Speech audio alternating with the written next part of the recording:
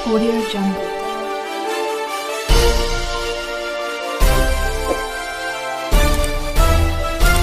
Audio Jungle. सर्वसाधारण सभा का नियोजन सुबह 11 बजे किया गया है। प्रत्येक तौर पर देखने के बाद अभी 11 बजे सभासदों की उपस्थिति कम दिख रही है, इसलिए सूचना में दिए गए नियमों का उपविधि के नियम अनुसार सरकार कायदे के नियम के अनुसार हमें यह सभा 30 मिनट देरी से मतलब 11:30 बजे शुरू करनी पड़ेगी और उस समय जितने सभासद उपस्थित होंगे उनको आवश्यक कोरम मानकर सभा का कार्यक्रम काज पूरा किया जाएगा। 11:30 बजे उपस्थित सभासदों की संख्या को कोरम माना जाएगा। धन्यवाद। नमस्कार। हेलो, नमस्कार। मैं संतोष जायसवाल मुलुक आशीर्वाद सोसाइटी के सभी सभासदों को फिर से हार्दिक स्वागत करता हूँ। 14 अप्रैल 2024 को दी गई सूचना के अनुसार आज 28 अप्रैल 2024 को अपनी संस्था का वार्षिक सर्वसाधारण सभा का नियोजन 11 बजे किया गया था, लेकिन उपस्थिति कम होने के वजह से सूचना में दिए गए नियमों के उपविधि के नियम के अनुसार सरकार कायदे के नियमों के अनुसार हम सभा 30 मिनट देरी से मतलब 11:30 बजे शुरू करने का फैसला किया था। अभी 11:30 बजे जितने भी सभासद उपस्थित हैं उनको कोरम मानकर हम वर्ष 2023-24 की सर्वसाधारण सभा की शुरुआत कर सकते हैं और उसके लिए मैं संस्था के लोकप्रिय अध्यक्ष सुभाष कदम को मंच पे आकर सभा की शुरुआत करने का निवेदन करता हूं। धन्यवाद।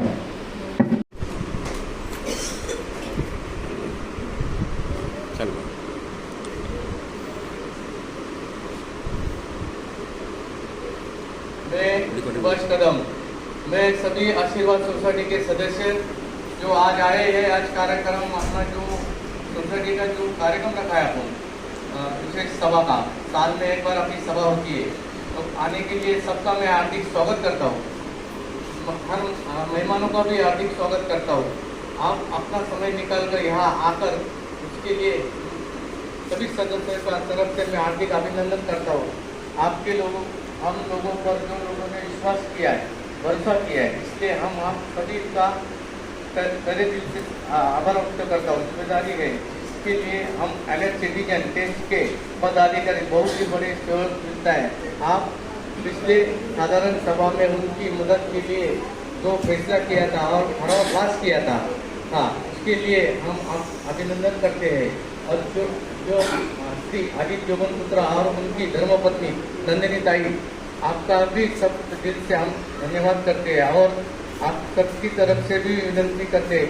और मैं आपको कहता हूँ, क्या जो अलर्ट सिटीजन है, जो आपने सोसाइटी के लिए काम किया है, जो अभी जोगन पुत्र है, उनकी जो मिसेज है नंदिनी ताई, उनका सब ने मिलकर तालियों से स्वागत करिए, कारण आपने सोसाइटी में काम बहुत बढ़िया उन्होंने किया है, इसलिए वो पात्र है स्वागत के। आपने मार्गदर्शन करना और सभी अच्छा बनाने में अपने लोकप्रिय सचिव आशा बहन से विनती करता हूँ कि साधारण सभा को आगे की कार्रवाई शुरू करें। धन्यवाद। नमस्कार। श्री संतोष जायसवाल, श्री सुभाष कदम, आपका भी बहुत धन्यवाद। आगे की कार्यवाही शुरू करने से पहले आप सबसे निवेदन करती हूँ कि राष्ट्रगान के लिए अपने स्थान पर खड़े हो जाए। राष्ट्रगान के लिए अपने स्थान पर खड़े हो जाए।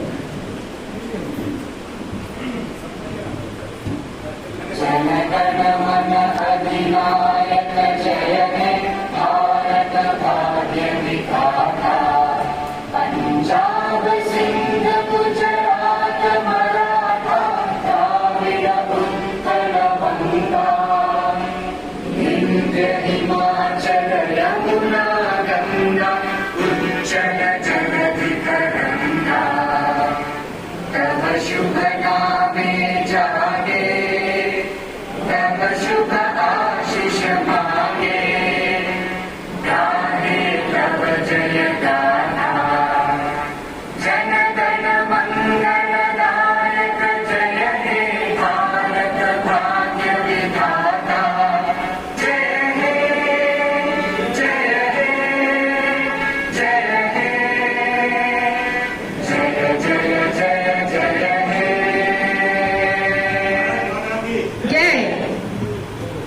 इनका फ्लैट नंबर 203, उनका निधन हुआ है। दिवंगत की आत्मा की शांति के लिए हम 30 सेकंड का मौन धारण करेंगे।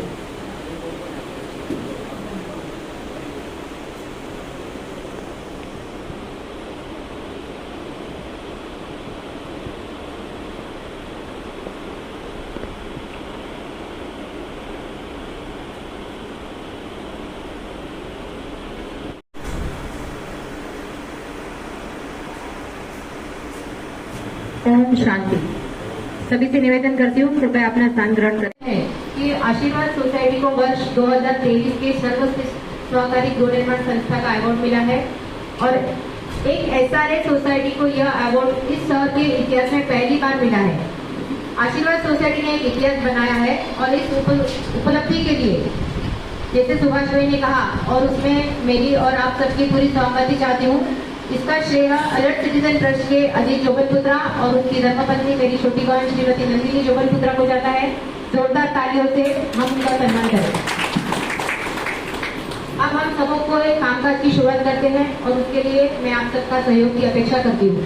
सर्वप्रथम मैं गर्व के साथ ये घोषित करती हूँ कि 14/4/2024 को प्रकाशित चुनाव में सूचना में पेज नंबर 4 पर A और B मुद्दे में दिए हुए निर्देशक के बाद आज तक संस्था के किसी भी सभासद ने कोई लिखित आवेदन नहीं किया है, जिससे यह साबित होता है कि सभी सभासदों को मैनेजिंग कमेटी के ऊपर पूरा भरोसा है। इसके लिए आप सभी का धन्यवाद करती हूँ।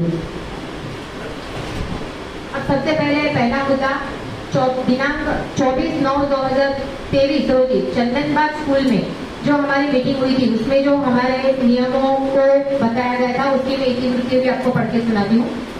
पहला मुद्दा है दिनांक 24/9/2023 रोजी चंदनबाग शाळा प्रांगणमध्ये झालेल्या संस्थेच्या वार्षिक सर्वसाधारण सभेची इतिवृत्ती वाचून कायम करणे। दिनांक 20 मार्च 2022 रोजी चंदनबाग शाळे प्रांगणमध्ये झालेल्या संस्थेचा वार्षिक सर्वसाधारण सभेची इतिवृत्ती वाचल्यानंतर कायम करून त्यामध्ये परिस्थिती सगळ्या ठरावाचे समावेश संस्थेच्या अधिकृत अभिलेखामध्ये करण्याचा ठराव सर्वांमध्ये पारित झाला। नंबर 2 2021-22 आणि 22-23 या आर्थिक वर्षाची ताळाबंदी अहवाल ऑडिट रिपोर्ट मान्य करून स्वीकार करण्याचा ठराव सर्वांमध्ये पारित झाला। लेखा परीक्षका यांच्या दोष दुरुस्ती अहवालाच्या मुद्द्यावर चर्चा करून दोष दुरुस्तीचा ठराव सर्वांमध्ये पारित झाला। आर्थिक वर्ष 22-23 साठी HP जोगलपुत्रा आणि कंपनी यांची अधिकृत लेखा परीक्षक म्हणून निवडणूक करण्यात आली, त्याचा ठराव पारित झाला। नामनिर्देश करण्यासाठी आणि भाग दाखला मिळवण्यासाठी 31/1/2024 शेवटची तारीख असून त्यानंतर नामनिर्देश आणि भाग दाखला नसल्यामुळे उद्भवणाऱ्या कोणत्याही परिस्थितीसाठी सभासद स्वतः जबाबदार राहतील आणि त्यासाठी संस्था जबाबदार राहणार नाही असा ठराव पारित झाला सर्वानुमते।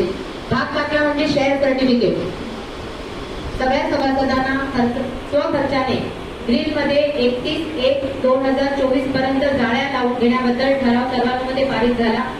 संस्थेच्या विद्यार्थ्यांसाठी 22, 15 आणि 8 माळ्यावर कोचिंग क्लासेसला मंजुरी देण्याचा आणि ती व्यवस्था कायम सभासदांचे वाटपपत्र रद्द करून त्यांची सदनिका परत झोपडपट्टी पुनर्वसन प्राधिकरणच्या ताब्यात देण्याबद्दल योग्य त्या संपूर्ण कार्यवाही करण्याचा संपूर्ण अधिकार कार्यकारी समितीला देण्याबद्दल ठराव सर्वांमध्ये पारित करण्यात आला।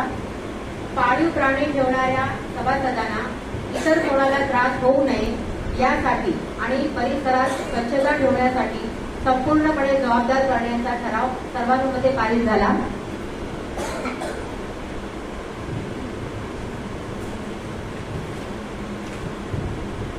संस्थेच्या सभासदांनी कबुतरांसाठी दाणे आणि कुत्र्यांसाठी खाण्याच्या वस्तू संस्थेच्या परिसरात टाकण्यावर पूर्ण प्रतिबंध लावण्याचा बद्दल आणि या नियमांचा उल्लंघन करणाऱ्या सभासदांविरुद्ध 1,000 रुपयांची दंडात्मक कार्यवाही करण्याचा अधिकार कार्यकारी समितीला देण्याचा ठराव सर्वानुमते पारित झाला।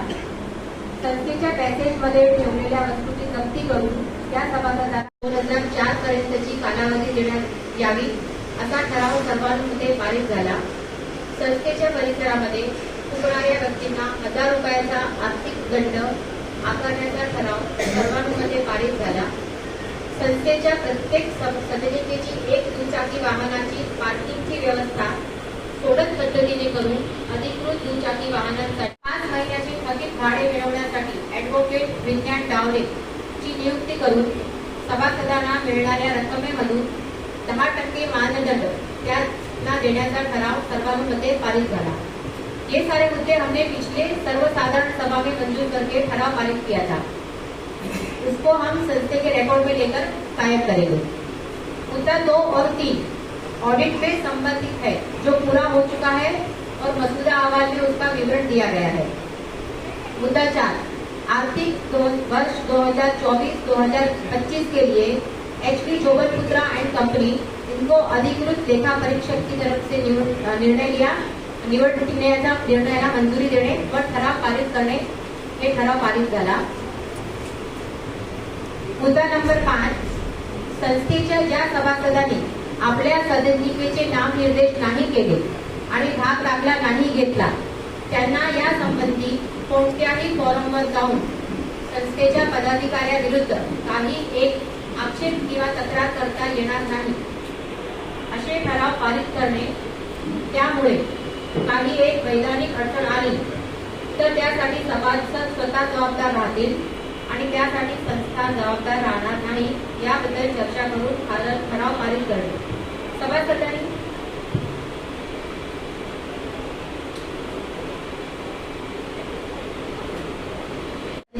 नामनिर्देश नाही केले आणि भाग दाखला नाही घेतला त्यांना या संबंधी कोणत्याही फॉरमवर जाऊन संस्थेच्या पदाधिकाऱ्याविरुद्ध काही एक आक्षेप किंवा तक्रार करता येणार नाही असे ठराव पारित करणे। यामुळे काही एक वैधानिक अडचण झाली तर त्यासाठी सभासद स्वतः जबाबदार राहतील आणि त्यासाठी संस्था जबाबदार राहणार नाही याबद्दल चर्चा करून ठराव पारित करणे। सभासदांनी ही समजून घेतले पाहिजे की जर त्यांच्याकडे भाग दाखला नाही तर ते संस्थेचे वैधानिक सभासद नाही। हा ठराव आज आपल्याला पारित करायचा आहे। भाग दाखला म्हणजे शेअर सर्टिफिकेट। आम्ही वारंवार मीटिंगमध्ये तुम्हाला सांगत आलेले आहोत की सर्वांनी स्वतःचा शेअर सर्टिफिकेट ऑफिसमध्ये येऊन कलेक्ट करून घ्यावा, नॉमिनेशन करून घ्यावं। तर आता जी डेट फायनल झाली आहे त्या डेटमध्ये जर तुम्ही भाग दाखला शेअर सर्टिफिकेट घेतला नाही किंवा नॉमिनेशन केलं नाही तर काही देखील अडचण आल्यास त्याची पूर्णपणे जबाबदारी तुमची स्वतःचीच राहील। तो ठराव आज आपण पारित करायचा आहे। ते सगळ्यांना मंजूर आहे की नाही? सगळ्यांनी हात वर करावे। शेयर सर्टिफिकेट सबको लेना जरूरी है कि नहीं? तो जिसने नहीं लिया है 31 तारीख तक ले लो। उसके बाद अगर कुछ भी प्रॉब्लम हुआ तो सोसाइटी इसके लिए जिम्मेदार नहीं रहेगी। मुद्दा नंबर 6 प्रत्येक सभासदाने आप आपल्या सदनिकेमध्ये तारीख 31/5/2024 ठेवण्याबद्दल ठराव पारित करणे आणि ज्या सभासदांनी या तारखेपर्यंत जाळ्या नाही लावल्या त्यांच्याकडून 1000 रुपये दंड आकारण्यात जाईल। तो ठराव आपल्याला पारित करायचा आहे कारण की गेल्या मीटिंगमध्ये देखील आम्ही सांगितलं होतं की सगळ्यांनी स्वतःच्या घरात जाळ्या लावून घ्या, पण अजून काही लोकांनी लावलेले नाहीये तर त्यांना 31 तारखेपर्यंत 31 मे पर्यंत सगळ्यांनी जाळ्या लावून घ्यायचे। जर ते जाळ्या नाही लावले तर तुमच्या मेंटेनन्स मध्ये 1000 रुपये वाढवून घेण्यात येतील। त्याचा ठराव सगळ्यांनी पारित करायचा आहे। तर सगळ्यांनी सहमती देऊन हा ठराव पारित करायचा आहे। तर सगळ्यांनी हात वर करा की हा पारित करायचा आहे की नाही आपल्याला। सगळ्यांनी जाळ्या लावायचे ग्रिलमध्ये, ज्याच्या कारणाने जे घडतंय ते घडू नये। आता मध्ये पण एक अशी घटना घडली की बहुत प्लायवूड पडला आणि एका माणसाला अपघात झाला। तर हे झालं पाहिजे का? सगळे कंप्लेंट घेऊन येतात आमच्याकडे, आमच्या घरात कबुतराचे दाणे येतात, आमच्या अंगावर धूप पडते, तर त्याच्यासाठी आपणच पर्याय काढला पाहिजे ना। तर आपल्याला सगळ्यांनी जाळ्या लावले पाहिजे की नाही? लावले पाहिजे तर सगळ्यांनी हात वर करावा आणि ज्यांनी नाही लावले त्यांच्याकडून 1000 रुपये दंड घ्यायचा।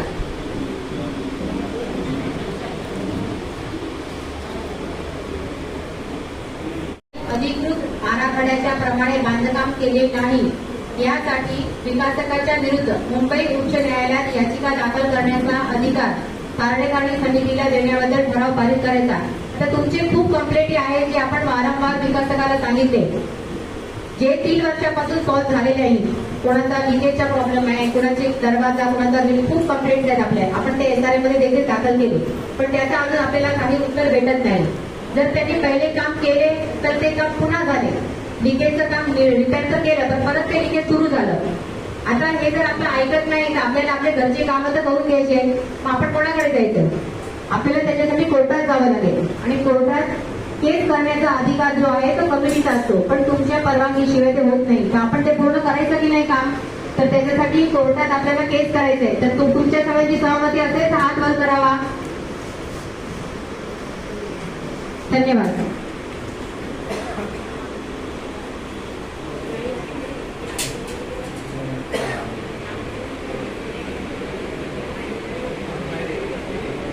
रोहिदास नगर सोसायटीचे पदाधिकारी अरुण आगिरे आपल्या संस्थेमध्ये उपस्थित झाले आहेत. त्यांचा खूप खूप धन्यवाद. मुद्दा क्रमांक 8, विकास दुरुस्तीचे काम तत्परतेने करत नाही आणि केले तरी त्या तक्रारी परत येत आहेत. यासाठी LOIच्या अटी शर्तीप्रमाणे दोष दैत्य कालावधी डिफेक्ट लायबिलिटी पिरियड अनिश्चित कालन करण्याबद्दल याचिका मुंबई उच्च न्यायालयात दाखल करण्यासाठी कार्यकारिणी समितीला अधिकृत करण्याबद्दल ठराव पारित करावा. आता आपण आज किती हम लोग बहुत समय से बिल्डर के पीछे पड़े हैं. जिसकी कंप्लेंट है हमने राइटिंग में भी लिख के दी, SRA में दी. बिल्डर का कहना है कि मेरा पीरियड 3 साल तक का ही था. 3 साल तक जो भी आपके घर में रिपेयरिंग था मैंने करके दिया, अभी मैं नहीं करूंगा, जो कि रिपेयरिंग अभी तक हुआ ही नहीं है. तो उसके लिए अपने को क्या करना है, उसकी कालावधि अपने को बढ़ानी पड़ेगी. 3 साल तो हो गए बिल्डिंग होके, तो उसके लिए वो अनिश्चित करने के लिए, मतलब जब तक वो सब काम नहीं करके दे रहा है तब तक उसकी ये जो टर्म्स एंड कंडीशन है 3 साल, उसको बढ़ाने के लिए हमको कोर्ट में याचिका दाखिल करनी पड़ेगी. तो उसके लिए सबको सहमति देनी पड़ेगी कि हम लोग उसके लिए आगे बढ़े. तो सब हाथ ऊपर करके सहमति देंगे. धन्यवाद.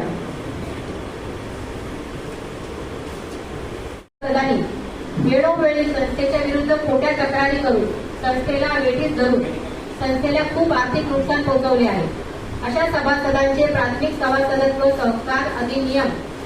सहकार नियम आणि उपविधीच्या वेगवेगळ्या तरतुदीप्रमाणे रद्द करून त्यांचे वाटपपत्र रद्द करून त्यांच्या सदनिका परत झोपडपट्टी पुनर्वसन प्राधिकरणच्या ताब्यात देण्याबद्दल ठराव पारित करणे असे 2 सभासद आहेत. त्यांच्या निष्कासनासाठी लागणाऱ्या योग्य ते संपूर्ण कार्यवाही करण्याच्या संपूर्ण कार्यकारिणी समितीला देण्याबद्दल ठराव पारित करणे.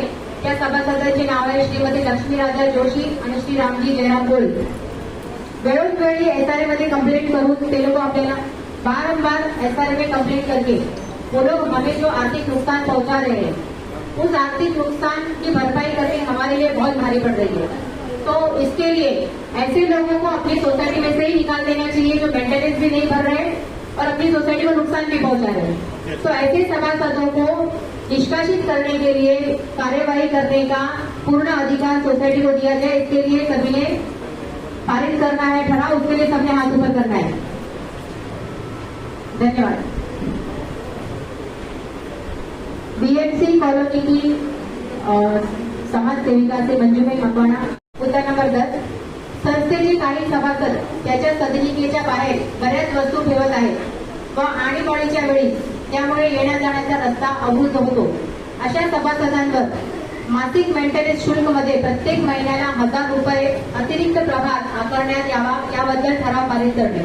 अभी जो हम लोग लास्ट टाइम भी सबके घर पे गए थे, पूरी बिल्डिंग में घूमने बोला था आप लोग जो बाहर घर के सामान रख रहे हो वो मत रखो. कभी भी अगर आग लगती है, कुछ होता है, सब अगर एक साथ बाहर निकल के दौड़ने की कोशिश करेंगे तो बीच में जो सामान पड़ा होगा उसको पैर लगेगा, वो गिरेंगे और जो जिससे हम बचना चाहते हैं उसी में जाके फिर गिरेंगे. तो हम लोग बार बार सबको विनती कर रहे हैं कि घर के बाहर सामान मत रखो, मगर अभी भी कुछ लोगों ने घर के बाहर सामान रखा है. तो आगे चल के इसके लिए हमें ज्यादा तकलीफ हो सकती है. तो उसके लिए अपने को आज एक ठराव पारित करना है कि जिन्होंने अपने घर के बाहर सामान रखा है उसको नोटिस देकर उनसे 1000 रुपए का दंड लेना चाहिए, या तो फिर वो अपना सामान घर के अंदर ले. तो उसके लिए सबको ठराव पारित करना है. तो हाथ ऊपर करके इसके लिए सब लोग ठराव पारित करने की मंजूरी देंगे. धन्यवाद.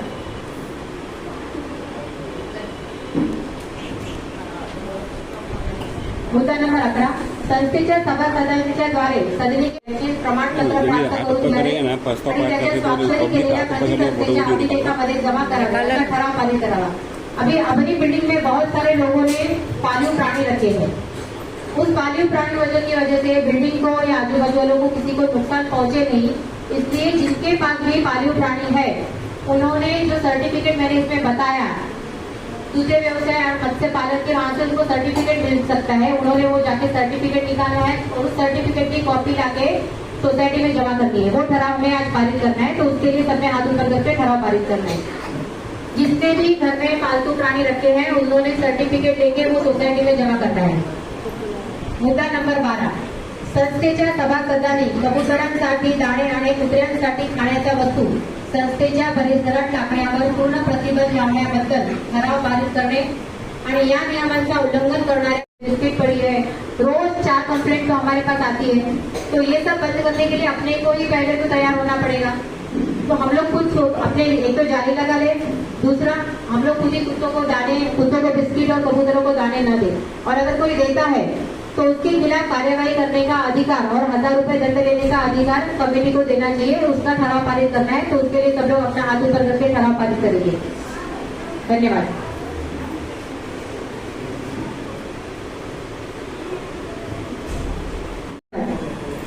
मुद्दा नंबर 14, संस्थेमध्ये काही घटना घडल्यास सभासदांचा जिप्त पासून सरळ रोड पर्यंत येईल याची व्यवस्था करण्याबद्दल ठराव पारित करावा। अभी ये जो मुद्दा है,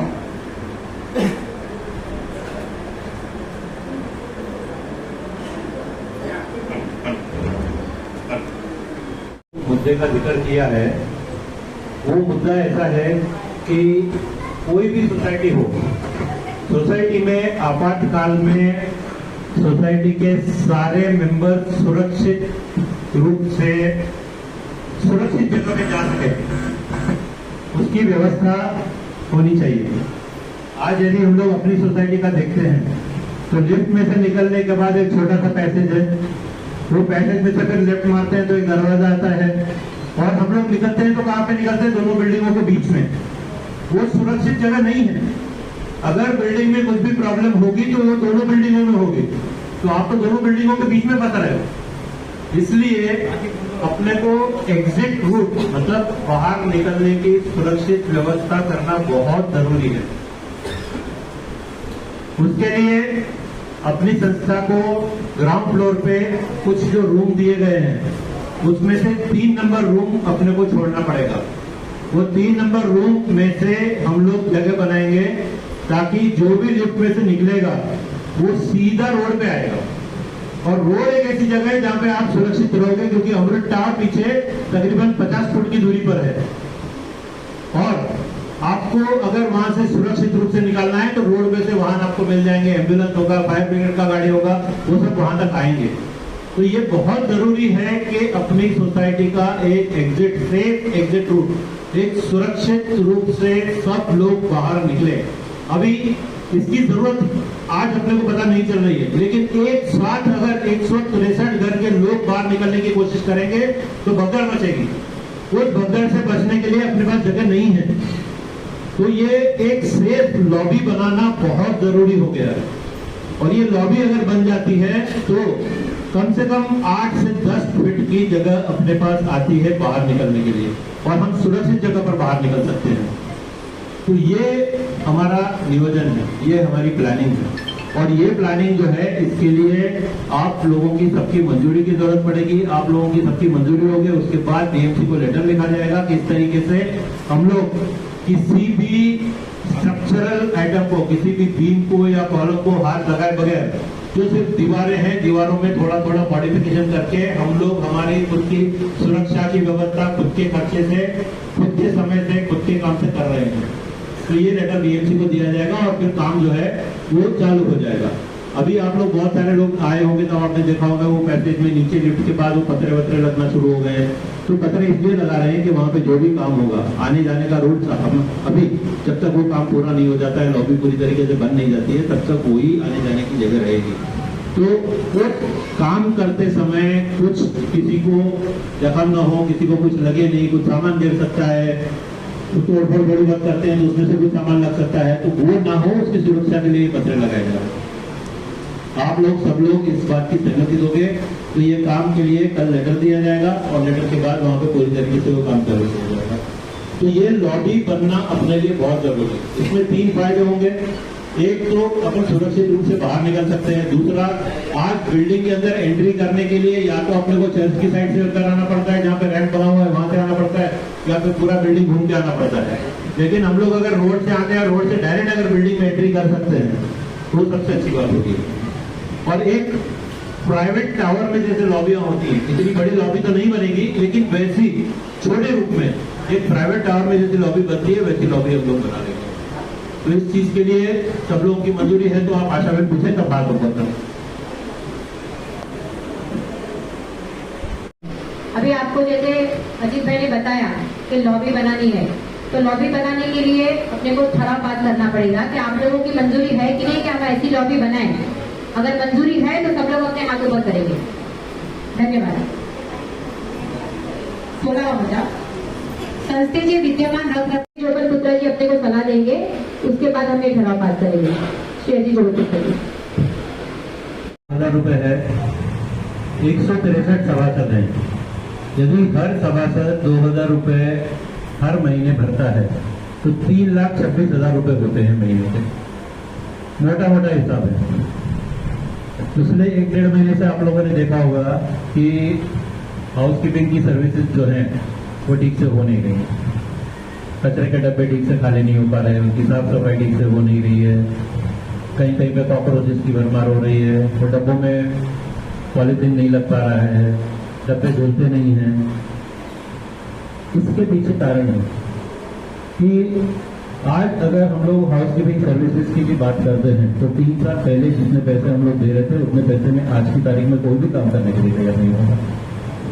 तो हमको उनका मानदंड बढ़ाना ही पड़ेगा। सोसाइटी को अगर साफ सुथरा रखना है तो हमको उनको ज्यादा पैसे देने पड़ेंगे। उसमें खर्च बढ़ रहा है, इलेक्ट्रिसिटी के चार्जेस बढ़े हैं। अभी इसमें पीछे वाले मुद्दे पे जाके मैं इसका संदर्भ देना चाहूंगा। 2022 जून में हम लोगों ने सोसाइटी के अंदर सोलार प्रकल्प, सौर ऊर्जा का प्रकल्प लगाने के लिए मुंबई बैंक के जनरल मैनेजर से मंजूरी ले ली थी। उसका ठराव यहाँ पे एजीएम में पास हुआ था। उससे पहले मार्च में जब एजीएम हुआ था उस समय ठराव पारित हुआ था कि अपने को सोलर यूनिट लगाना है और सोलर यूनिट लगाने के लिए हम लोग लोन लेंगे, क्योंकि सोलर यूनिट का खर्चा जो है, अगर हम लोग 50 किलोवाट का सोलर यूनिट लगाते हैं तो तकरीबन 30 से 35 लाख रुपए का खर्चा। अभी ये 30 से 35 लाख रुपए का खर्चा सोसाइटी एकदम से तो कर नहीं सकती है। तो उसके वेंडर को हम काम देने वाले थे। आप लोगों को सबको याद होगा 6 जून 2022 को अपनी ही सोसाइटी के तकरीबन 15 लोगों ने जो तकरारें की थी और उस समय के तत्कालीन जो गृह मंत्री थे, गृह निर्माण मंत्री थे, उनके दबाव में आके सह निबंधक ने कमेटी को सस्पेंड कर दिया। अभी अगर कमेटी सस्पेंड हो गई है तो मुंबई बैंक लोन नहीं दे सकती। तो लोन की प्रक्रिया जो है वो रुक गई थी और क्योंकि लोन की प्रक्रिया रुक गई थी इसलिए हम लोगों को वो प्रक्रिया को पीछे धकेलना पड़ा। आज भी अगर हम लोग इस पूरी प्रक्रिया को फिर से शुरू करने की कोशिश करते हैं तो उस प्रक्रिया को फिर से 6-8 महीने लगेंगे। उस समय जून में जो हम लोगों को मंजूरी मिली थी तकरीबन 1 साल की मेहनत के बाद, पेपर वर्क करने के बाद लोन सैंक्शन हुआ था। अभी आशा बहन ने अभी एक मुद्दा बताया कि कुछ लोग सभासद जो हैं वो झूठी कंप्लेंट करके सोसाइटी के खिलाफ एक्शन लेके कहीं न कहीं से दबाव बनवा के, ये बहुत आसान है, कोई भी कर सकता है। सोसाइटी चलाना मुश्किल होता है, सोसाइटी को अटकाना बहुत आसान है। वो नेगेटिव काम है, नेगेटिव काम इजीली हो जाता है, लेकिन जो पॉजिटिव काम है उसमें बहुत मेहनत लगती है। तो ये इन लोगों की वजह से आज सोसाइटी का जो हर महीने तकरीबन 60,000 रुपए बिजली बिल बचने वाला था वो नहीं बच पा रहा है। आप गिनती कर लीजिए, जून 2022 से लेकर अभी तक तकरीबन 15 महीने का टाइम निकल गया है। हर महीने का आप 60,000 का एवरेज निकालिए तो 9 लाख रुपए का नुकसान इन लोगों की वजह से सोसाइटी को हुआ है। और इन लोगों को हासिल क्या हुआ है? आखिरकार जब सोसाइटी ने इनके ऊपर केस किया तो आगे हाथ पैर जोड़े इन लोगों ने सबने। कारण सिर्फ इतना ही था कि हमको मेंटेनेंस नहीं भरना है, लेकिन ब्याज के साथ 21% ब्याज के साथ किसी के भी, ये कमेटी पूरी गवाह है, आप लोगों को भी पता होगा, किसी का भी 1 भी रुपया नहीं छोड़ा गया है। सबसे पूरा 21% ब्याज लेके हम लोगों ने उनका मेंटेनेंस फिर नॉर्मल चालू किया है। लेकिन उसके बाद भी उनका कहना था कि हम मेंटेनेंस भरेंगे, हमारे ऊपर जो केस लगे उनको बंद कर दीजिए। हमने मना कर दिया, केस बंद नहीं होंगे। आपने अगर सोसाइटी का 9 लाख रुपए का नुकसान किया है तो आपको उसकी भरपाई कोर्ट करवाएगा और हमारी तरफ से उसकी पूरी कड़क कार्रवाई चालू है और वो रहेगी चालू। आज भी उसमें से 2 सभासद हैं जो यही कोशिश में लगे हुए कि कैसे इस सोसाइटी के काम अटके, लेकिन जो कोशिश एक बार इंसान झूठ बोल देता है, वो झूठ पकड़ा जाता है, वो दोबारा झूठ बोलने की कोशिश करता है तो नहीं सुनी जाती। आज भी उनकी नहीं सुनी जाती।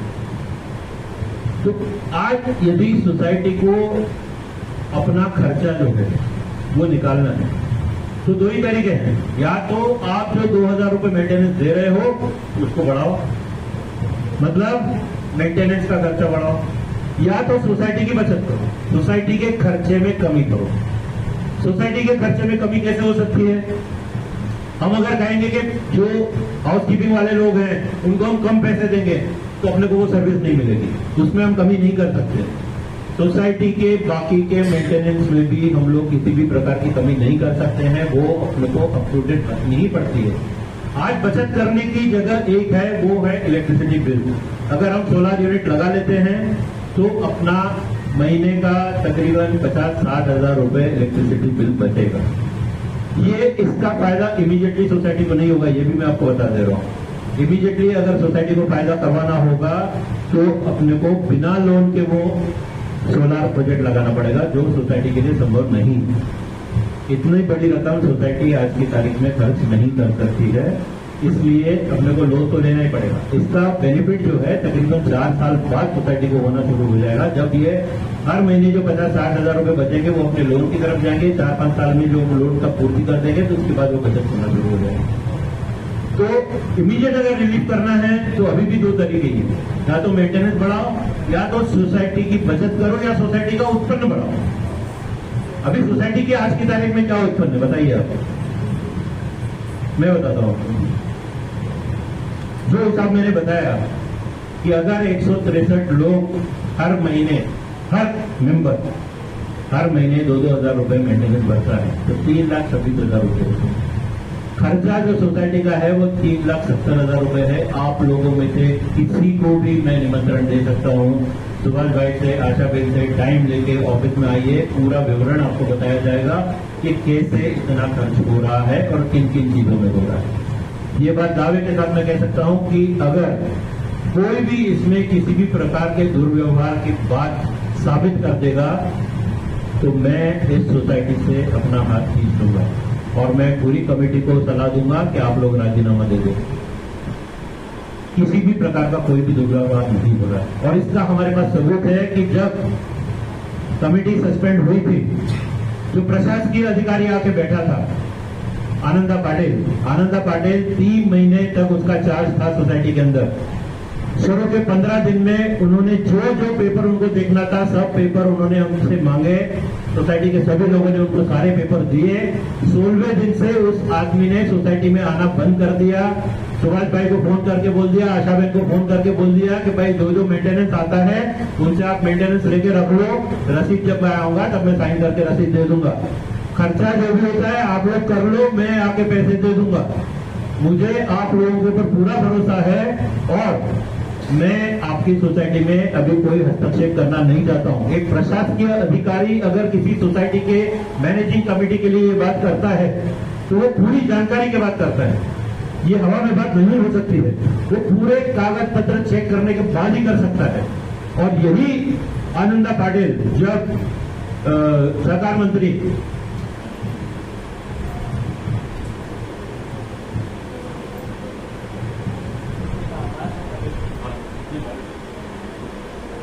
सरकार मंत्री के पास जब हियरिंग के लिए अतुल सावे साहब के पास जब हियरिंग हुई उस समय एसआरए के सहकार विभाग के अधिकारी आनंदा पाटिल और सोसाइटी की तरफ से सुभाष भाई और आशाबेन ये लोग मौजूद थे। सावे साहब ने स्पष्ट रूप से आनंदा पाटिल से पूछा कि भाई ये जो आरोप है, जिस आरोप की वजह से ये कमेटी बर्खास्त हुई है, वो आरोप आपको दिखे कि नहीं दिखे? उन्होंने बोला साहब कुछ नहीं दिखा है हमें, मैंने ऐसी सोसाइटी आज तक नहीं देखी एसआरए की। और यही बात सहकार विभाग के कामड़े साहब ने भी कही। ये ऑन रिकॉर्ड है। आज लोग आरोप लगाते हैं कि इन्होंने कुछ तो भी झूठ बोल के सावे साहब को प्रभावित करके ये ऑर्डर लिया है। ऐसा नहीं है। कोई भी मंत्री अगर किसी एक सोसाइटी के पक्ष में ऑर्डर देता है तो उसको अच्छी तरीके से मालूम होता है कि पूरी मीडिया उसकी जांच कर सकती है। वो सारे डॉक्यूमेंट जो होते हैं वो पब्लिक डोमेन में अवेलेबल होते हैं। कोई भी आके उन डॉक्यूमेंट के बारे में जांच पड़ताल कर सकता है। तो ये जिम्मेदारी के साथ अपना फैसला दिया उन्होंने। और उस फैसले के बाद हमने फिर से SRA में एप्लीकेशन किया था कि आप आकर आपके अधिकारी लगाकर इस सोसाइटी का फिर से चुनाव करवाइए। सोसाइटी में चुनाव हुआ, आप लोगों को सबको मालूम है। SRA वालों ने बोला कि आपकी सोसाइटी का जो प्रमाण पत्र हमारे प्रशासकीय अधिकारी ने दिया है और इस बात को देखते हुए कि आपकी सोसाइटी के मेंबर 250 से कम हैं, आप खुद अपना चुनाव अधिकारी चुनो, उसको जवाबदारी दो, हम उसको सर्टिफाई करेंगे और वो आपका चुनाव करवाएंगे। और वही हुआ। आप लोगों में से अधिकांश लोग 163 में से तकरीबन 115 लोग उस समय चुनाव में मौजूद थे। उन्होंने अपने मताधिकार का इस्तेमाल किया, उन्होंने वोटिंग किया। और आपको सबको मालूम है कि जो कमेटी पहले थी वही कमेटी पूरे बहुमत के साथ फिर से चुन के आई। जिस समय ये बर्खास्तगी का ऑर्डर हुआ था उस समय 163 में से 145 लोगों ने साइन करके सह निबंधक को लेटर लिखा था कि ये गलत फैसला है आपका। लेकिन सह निबंधक ने अगर अपना निर्णय दिया है और वो डोमेन में चला गया तो उसको बदल नहीं सकता है, उसका ऊपर का अधिकारी बदल सकता है। इसलिए वो ऊपर के अधिकारी के साथ बोलते हैं।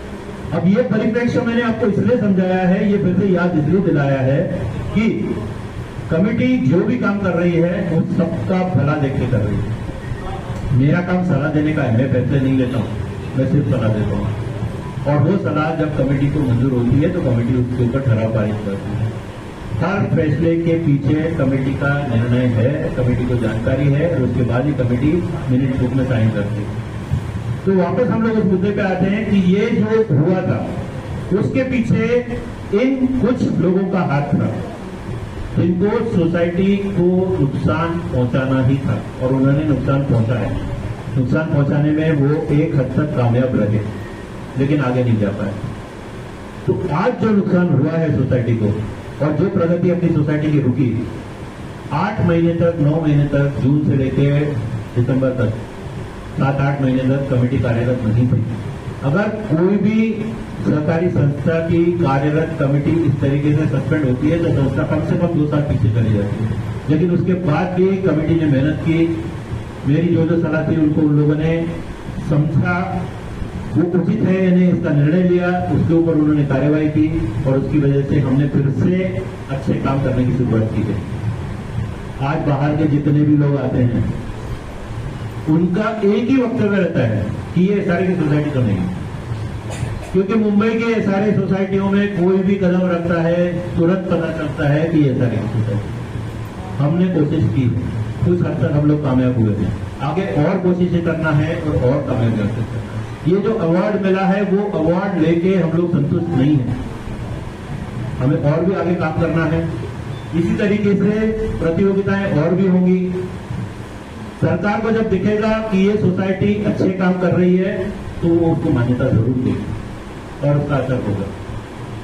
तो मुद्दे पे आते हैं, 2 तरीके हैं, या तो अपना सोसाइटी का उत्पन्न बढ़ाएं या मेंटेनेंस बढ़ाएं या खर्चा कम करें।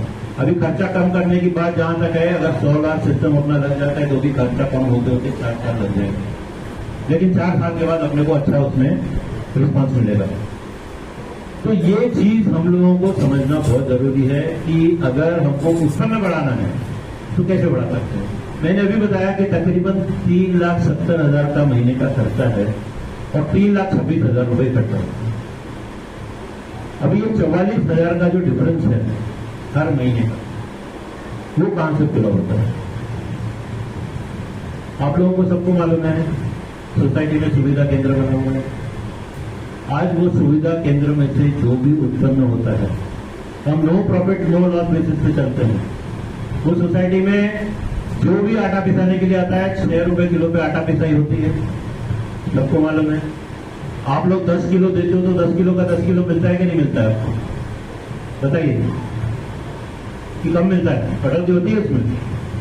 अगर आपने 10 किलो गेहूं दिया है तो 10 किलो का 10 किलो मिलता है। बाहर ये सब नहीं होता है। बाहर किसी भी चक्की में जाएंगे तो 8 रुपए 10 रुपए कम से कम लगेगा, और 10 किलो में से आधा किलो तो उड़ जाता है, वेस्टेज में जाता है।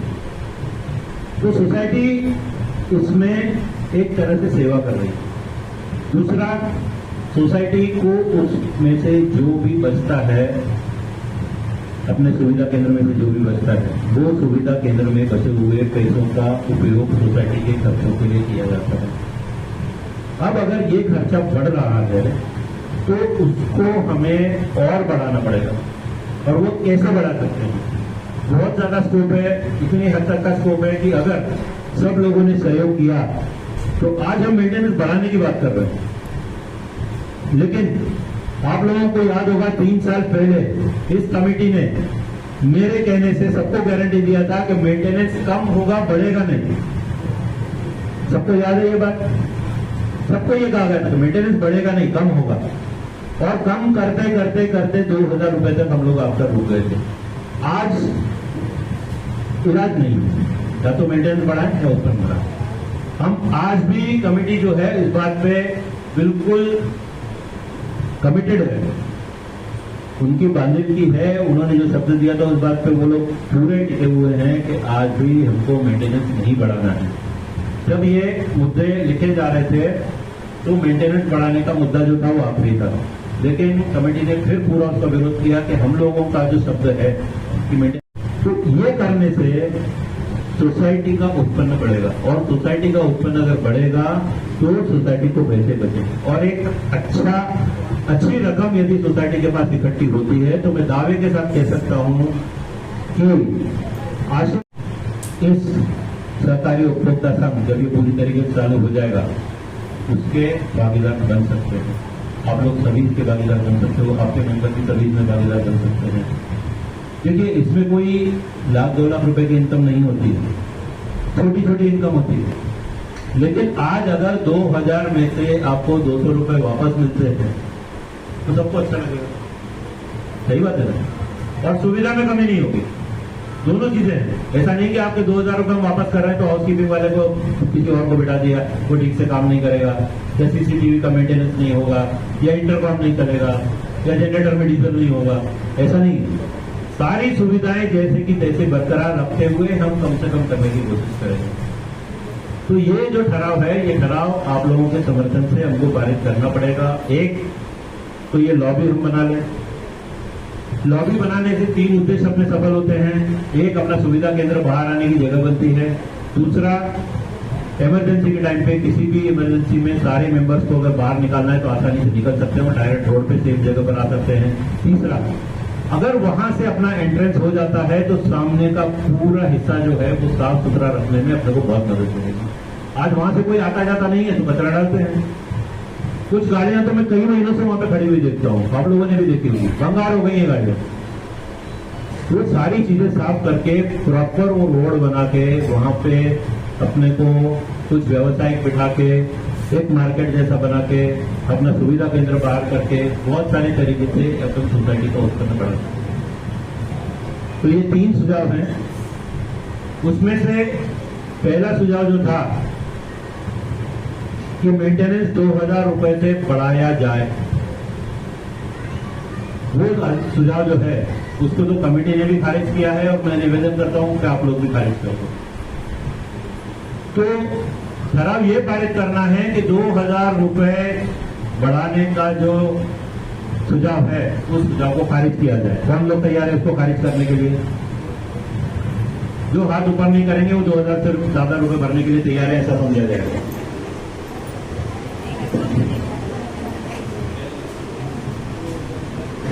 तो ये आप लोगों का समर्थन है, आप लोगों ने ये सुझाव खारिज किया है। टोटल 17 सुझाव थे, उसमें से एक सुझाव खारिज हो गया। दूसरा सुझाव था कि अपने को लॉबी बनाना है, उसके लिए सब लोग तैयार हैं। और तीसरा सुझाव है कि सुविधा केंद्र को अपने को बाहर लेके आना है, उसके लिए तैयार हो आप लोग सब लोग। और चौथा सुझाव जो पेपर पे नहीं लिखा हुआ है वो मेरी तरफ से, सुभाष भाई की तरफ से है कि आप लोग सब उस सुविधा केंद्र के भागीदार बनो और कुछ न कुछ इनकम आप लोगों की भी शुरू हो। इसके लिए तैयार हो? धन्यवाद। रोडपर्यंत रस्ता बनवण्यात येईल तेव्हा आपल्या तिकडे एक लॉबी बनवून त्याचे सुसज्जीकरण करण्याचा ठराव पारित करणे, ये सुझाव हम लोगों ने पारित किया है। इसके लिए सब हाथ ऊपर करेंगे। संस्थेच्या विद्यमान रखरखाव शुल्क प्रतिमाह ₹2000 असून खर्च त्यापेक्षा जास्त होत असल्याची माहिती सगळ्या सभासदांना आपण दिली आणि ते 2000 पेक्षा वाढलं नाही पाहिजे। मतलब 2000 से हमें मेंटेनेंस नहीं बढ़ाना है ना, ठीक है ना। तो वो सुझाव को कैंसिल करना है, तो उसके लिए सब अपना हाथ ऊपर करेंगे।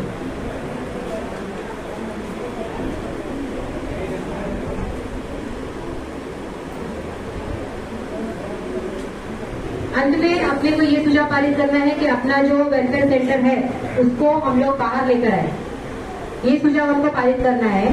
तो ये ठराव हम लोग पारित करेंगे, इसके लिए सब लोग अपना हाथ ऊपर करेंगे।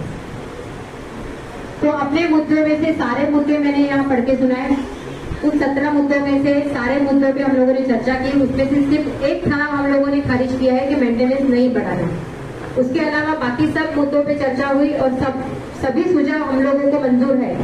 इसके लिए एक बार फिर से सब लोग अपने हाथ ऊपर करें कि सभी सुझावों को हम लोग सहमति दे रहे हैं। धन्यवाद। अंत में मैं सुभाष भाई से निवेदन करूंगी कि वो 2 शब्द कहेंगे।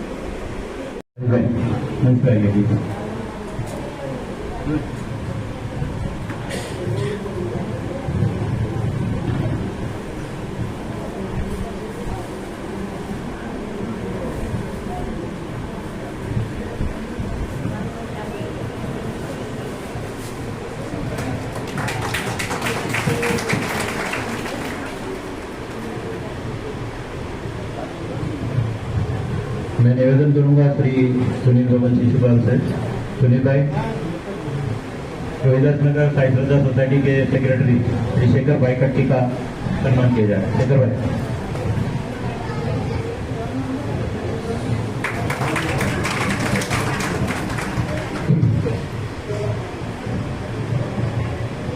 मैं नंदिनी से रिक्वेस्ट करूंगा कि मंजू बहन को मंच पर लेकर आए और अपने सोसाइटी की सेक्रेटरी आशाबेन कोटक से निवेदन करूंगा कि वो मंजू बहन मकवाना का सत्कार करें।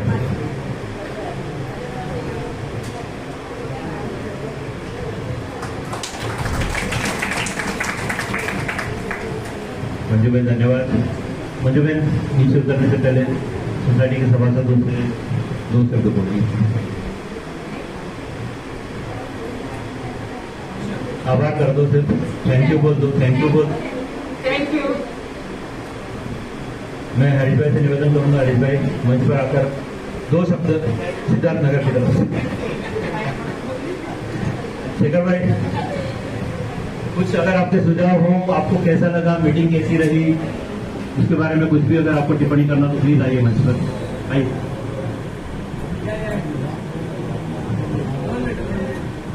आइए, शेखर भाई का स्वागत कीजिए तालियों के साथ।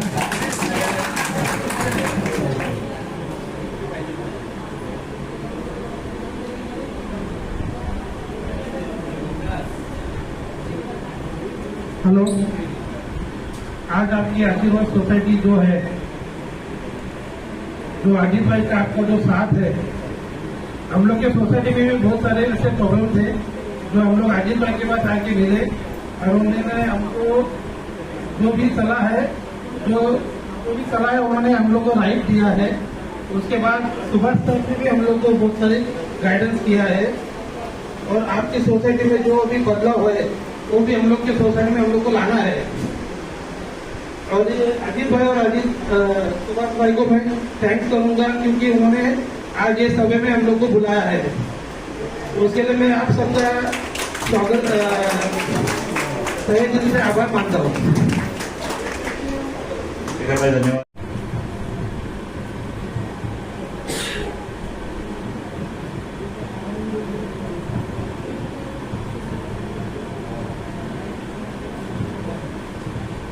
सभी सभासदों को सही दिल से स्वागत करता हूँ।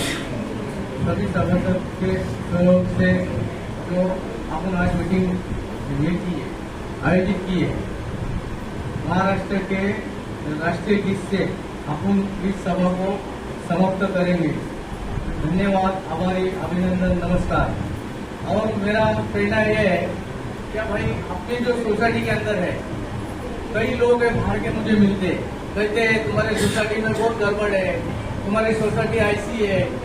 तो मेरा कहना यही है कि अपने सोसाइटी का कोई भी मेंबर हो, कोई भी, पर जिसके नाम पे रूम मांगता है, जिसके नाम पे रूम रहना मांगता है, वो आके सोसाइटी के अंदर कम्युनिटी में आके हमको हिसाब पूछो, आपका अधिकार है। आप सोसाइटी की बदनामी करते ना तो आपकी तो बदनामी होती है इसके अंदर। तो अपने लोगों की बदनामी रुकनी चाहिए। आपको हिसाब मांगता है, आओ हमको पूछो। अगर किसी ने हिसाब नहीं दिया तो मेरे को बोलो, मैं आपको हिसाब दिलाऊंगा इन लोग से। और ये बदनामी मत करो आप लोग। इतना ही बोल के मैं यहाँ पे रुकता हूँ। धन्यवाद। और ये मीटिंग अभी समाप्त हो गई। सबसे निवेदन करूंगा कि महाराष्ट्र के राज्य गीत के लिए सब लोग सम्मान में खड़े हो जाएं।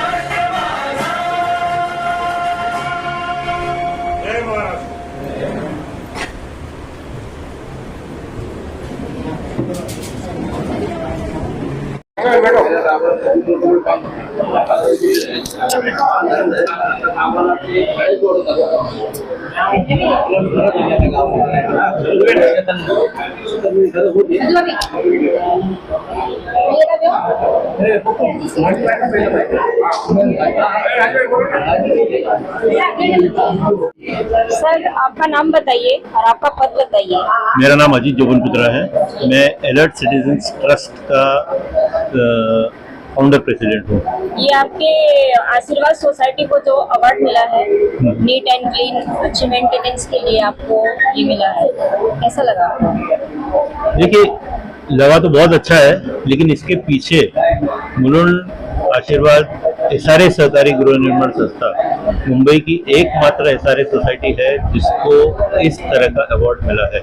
सर्वोत्कृष्ट गृह निर्माण संस्था 2023 का जो अवार्ड मिला है, बड़ी बड़ी प्राइवेट सोसाइटियों को नहीं मिला है, लेकिन इस सोसाइटी को दिया गया क्योंकि इस सोसाइटी में जो सुविधाएं हैं वो अभूतपूर्व है। किसी भी सोसाइटी में ऐसी सुविधाएं नहीं मिलती। क्या दिया आपने ऐसा, कमेटी ने सोसाइटी को ऐसा क्या दिया कि मतलब आपको, मतलब कंपैरिजन में आप बोल रहे हैं कि जो प्राइवेट को नहीं मिलता वो हमको मिला है? देखिए, मैं बताता हूँ आपको। सबसे पहली बात, हमारी सोसाइटी में सोसाइटी के बच्चों के लिए जो कंप्यूटर ट्रेनिंग है, कंप्यूटर ट्रेनिंग सेंटर बनाया गया है सोसाइटी की तरफ से, फ्री ऑफ कॉस्ट। बच्चे वहां पर आके कंप्यूटर की ट्रेनिंग लेते हैं।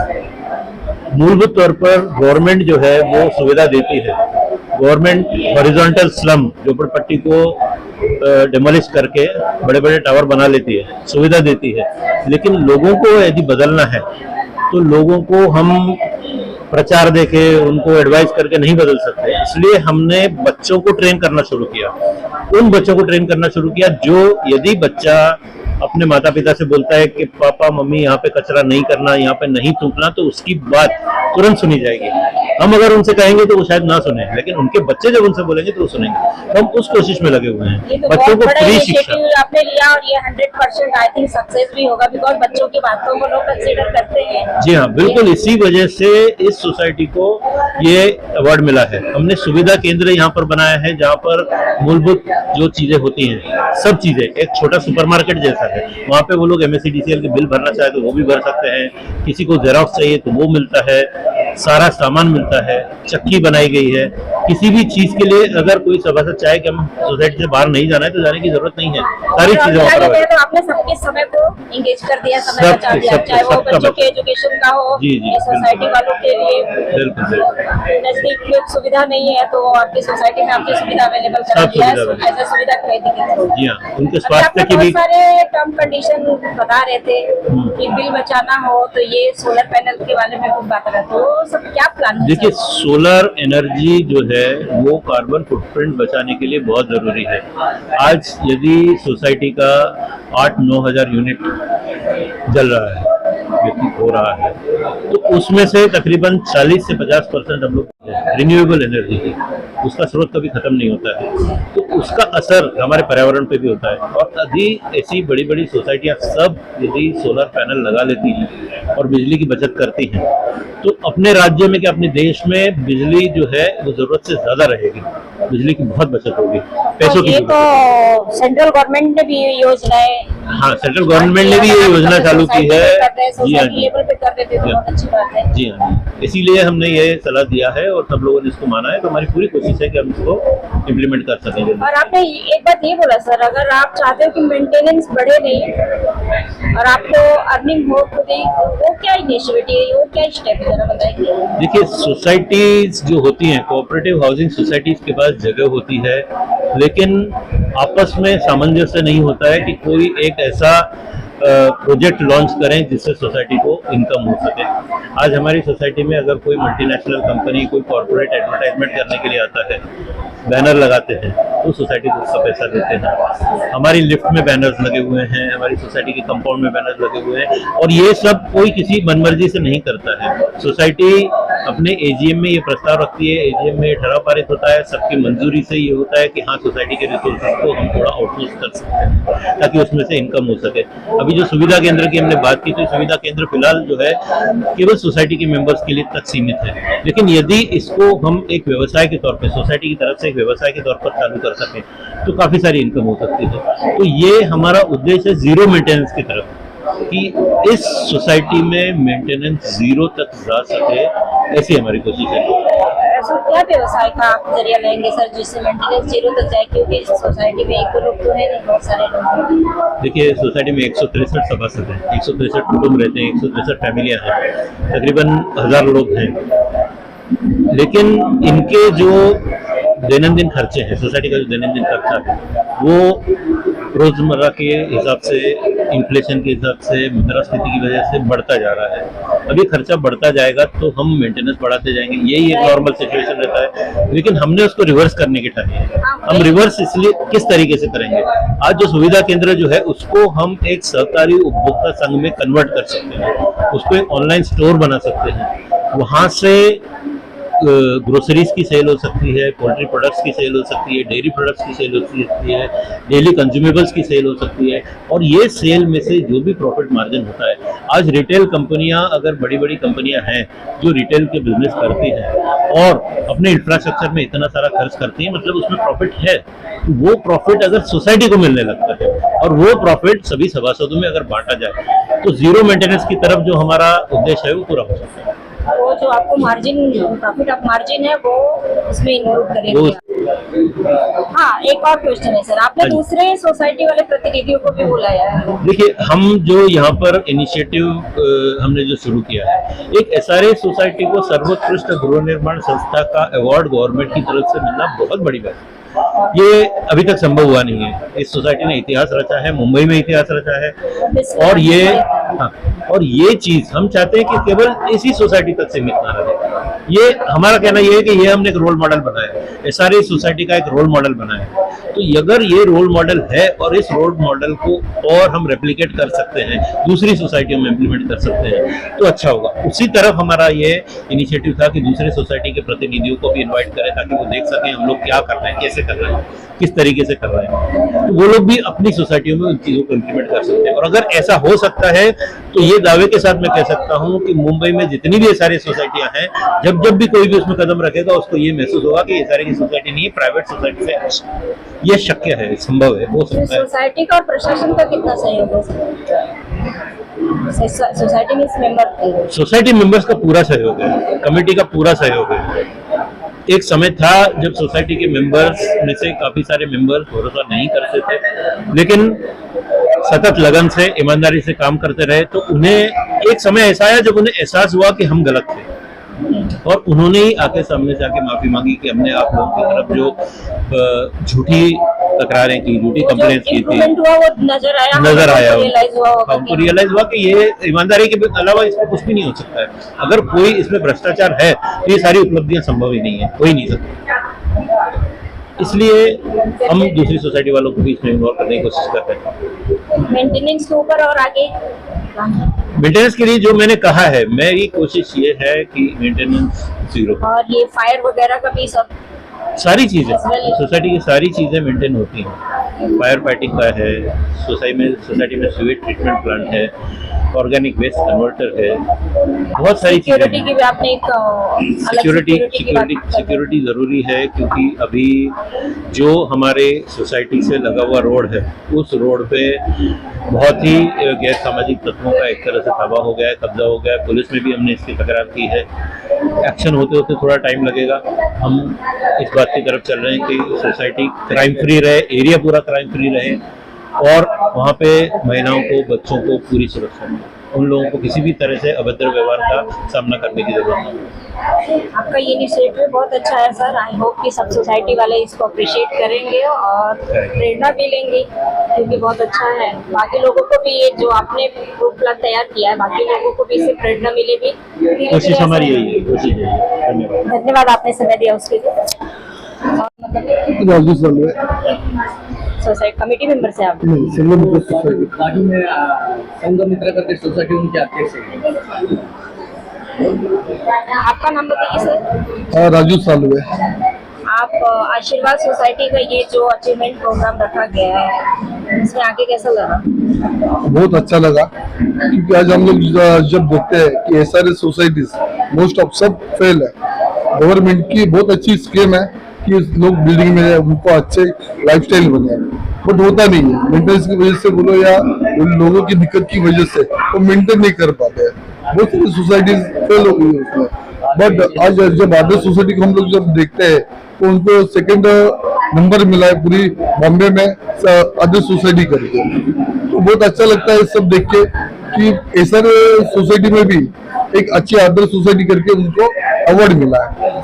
ओवरऑल मीटिंग में उन्होंने बहुत सारी तैयारियों के बारे में बात किया है, बहुत सारा इनिशिएटिव लेने के लिए, मेंटेनेंस को कैसे बचाया जाए, सोलर पैनल लगा के बिजली का ऑब्जर्वेशन कैसे किया जाए, वो सबसे क्या आप भी प्रेरणा लेंगे आपकी सोसाइटी? जी जरूर जरूर, क्योंकि आज इलेक्ट्रिसिटी इतनी महंगी हो गई है कि जो बिल आता है वो अफोर्ड नहीं कर पाते। वाटर बिल हुआ, इस सब इसके लिए सब लिफ्ट हुई, इस सबके लिए इलेक्ट्रिसिटी लगती है, और इलेक्ट्रिसिटी के यूनिट इतने महंगे हो गए कि वो अफोर्ड नहीं कर पाती है सोसाइटी।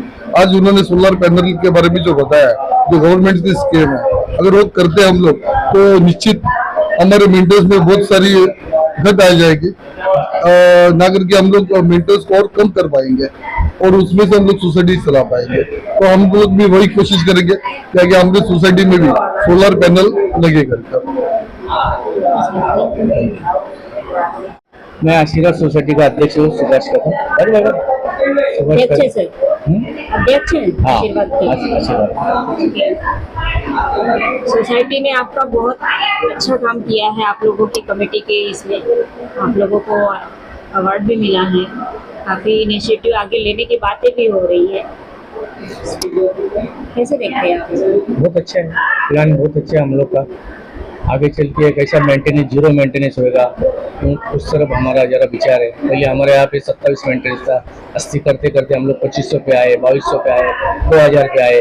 अभी हमने किराने की दुकान चालू की है अपना बाजार के मार्फत। लोगों को हम कह रहे हैं, हमारे सोसाइटी के लोग 163 लोग, उनको कहते हैं हम तुम सेल होल्डर हो जाओ, तो उससे तुम्हें हिस्सा मिले, जो इनकम होगी, जो 2000 मेंटेनेंस आपका 200 रुपया भी आपको महीने का मिला तो आपका 1800 रुपये तक आ जाएगा मेंटेनेंस।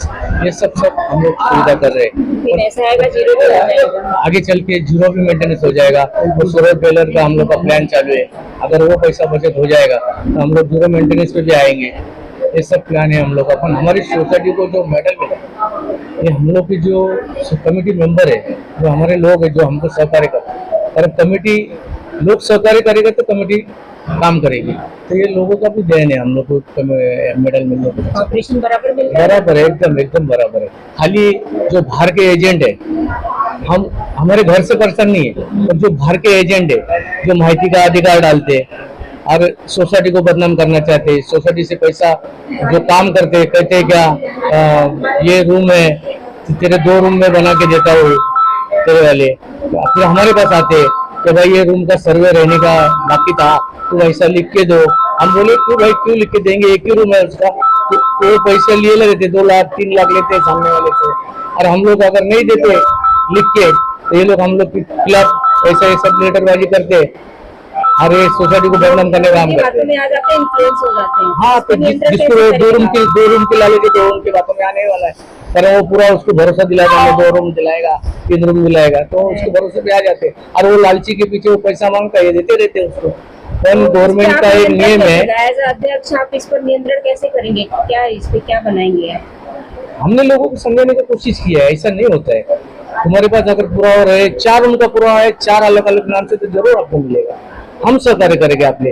हमने वो सोसाइटी के अंदर ऐसा ही एक ये था, जो भाई को रूम नहीं मिला, उसका सर्वे होने के बाद में भी उसको रूम मिला, उसको रूम दिलाने का काम हमने किया। एजेंट आया, हमको बोला तुमको चाहिए तो पैसा मांगता तो मैं देता हूँ, तुम लोग के लिए 2 लाख रुपए देता। हम बोला हम पैसा लेते नहीं। आपको कुछ ऐसा ये यूनिटी बनानी चाहिए ना सर, एजेंट आए ही नहीं, क्यों लोग भ्रमित हो रहे हैं उनकी बातों में? तो अभी एजेंट हमारे तक नहीं आते ना,